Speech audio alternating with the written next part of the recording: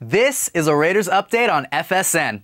Hey everybody, I'm Wan Hernandez. Checking out Heater 3P here on FoxSports.com. I'm Wan. As you can see behind me, craziest week in Southern California's surf scene is upon us. Really a guy who needs no introduction, Mr. Huntington Beach himself, Brett Simpson. I'm one in a million, so are you. See you next week. I was talking about LA Live on a Friday night when there's a Laker game going on. Wow. You're dressed to impress tonight. I appreciate that because exactly, we doing all right there, Ken? Sorry. I hear you have a Laker tattoo, is that right? Oh my gosh, there it is. That took me a second. The koi fish. Yeah, it's all here. Kind of threw me off.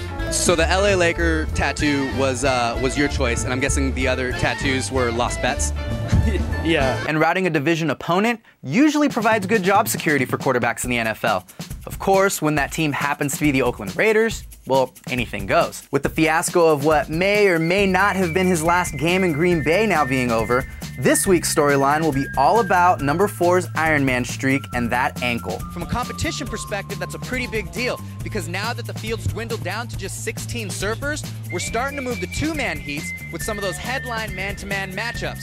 When we talk about some of the most iconic images in surfing, we usually come across moments like Laird's Wave of the Millennium at Chopu, Mickey Dora styling at Malibu, or Greg Knoll standing at the Bay. We are joined by, at least in terms of World Tour rankings, man, on top of the world, #1, Joel Parkinson.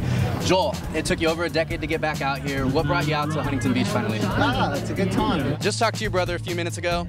Not stoked on the madness that is the US Open. We've been talking about the whole experience of being in Huntington for this entire week because really, it's more than a surf contest, it's a party, right?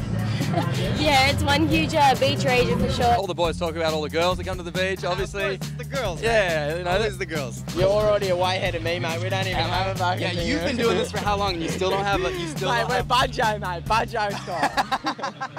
24-year-old Aussie still won't be trunking it in the next Coldwater Classic contest, but he might want to consider bringing that Highland Sword trophy with him. He's going to fight off the lineup at Steamer Lane because O'Neill's next stop in their contest circuit gets rowdy and they head to Santa Cruz.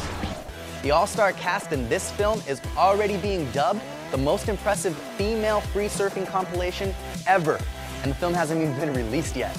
Now, if you're like me and watching beautiful women rip is a favorite pastime, Nike's giving away a free chip to the May premiere. All you gotta do is check out the trailer online and, ironically enough, leave a message. Rockets out in Sacramento to face the Kings. First quarter, DeMarcus Cousins gonna dominate early. Right here, he's gonna come up with the steal and throw it down. Then, spins past Chuck Hayes and puts it up and in for the lay-in. Cousins takes the feed, throws down another jam, and hold on, we're not done. The rookie hits the running bank shot. Cousins would have 20 by halftime, and then nothing else the rest of the game. Mike Ribeiro with the puck in front, but Jonathan Bernier slides in to make a nice save, stacking those pads, and Ribeiro wondering, how the heck did that not go in? Manu Ginobili picks off the pass and takes it all the way for the one-handed jam. He'd have 28 points on the night. Tony Parker clearly psyched on that. Spurs beat the Warriors at home.